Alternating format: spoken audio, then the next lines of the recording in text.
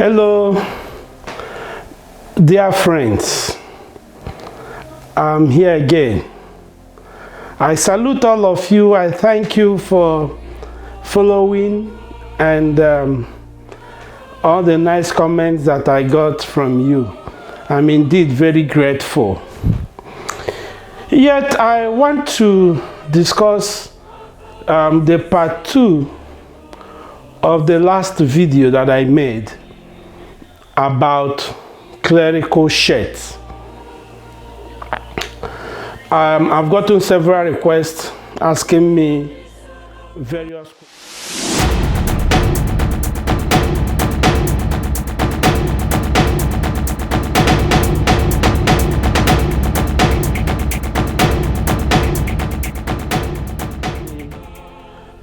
questions, so I want to address them in this video. But I also want to put out a disclaimer right now that this video is not intended to undermine any individual, organization, church, diocese, or otherwise. It is solemnly for our academic enlightenment, for our knowledge. It is solemnly for our academic exercise and for the purpose of learning. Having said this, I want to discuss clerical shirt and the abuse of its use, part 2.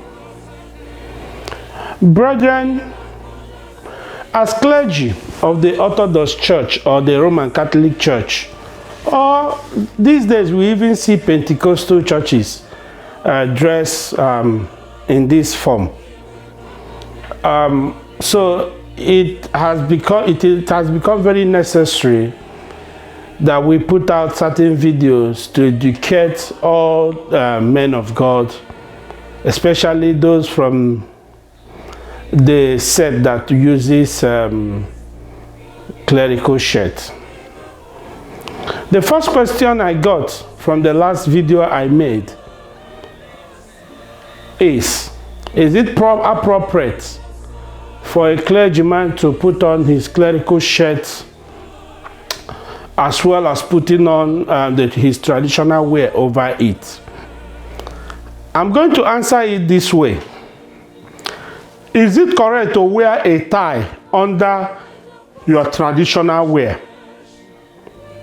If it's not appropriate for you to do that, that means it is also very wrong for you to mix an English wear with your local wear.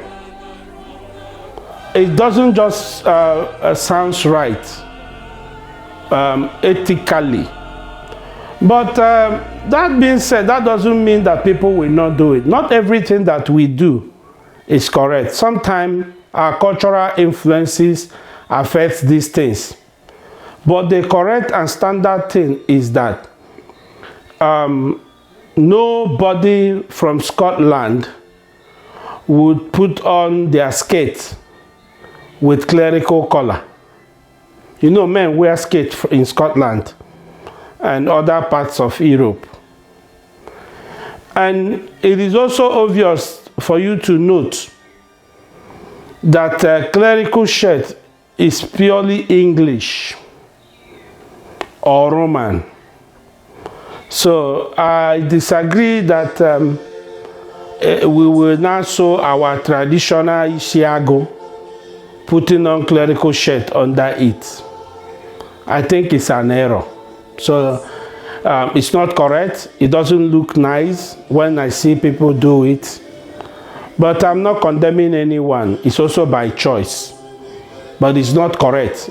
I believe that if you want to dress like a clergy or an English person, properly dress like an English person or a clergy. Then if you want to put on your African traditional attire, it is also very okay and very appropriate that you do so. Nobody stops you from wearing your African attire.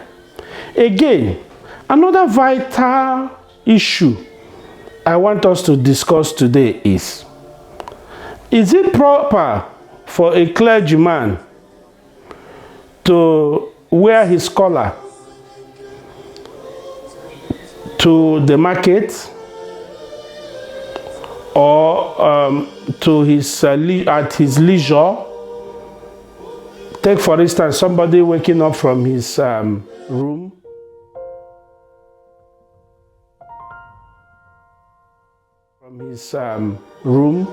in the morning, wearing collar to bathe, wearing collar by 6 a.m. in your family house with your family.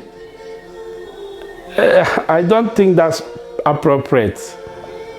I believe that collar is an official wear that should be used for official use.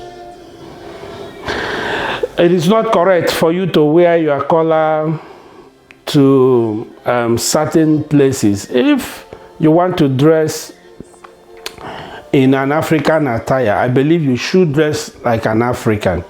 There's no canon law or ethics that stops a clergyman from dressing like a person from his culture.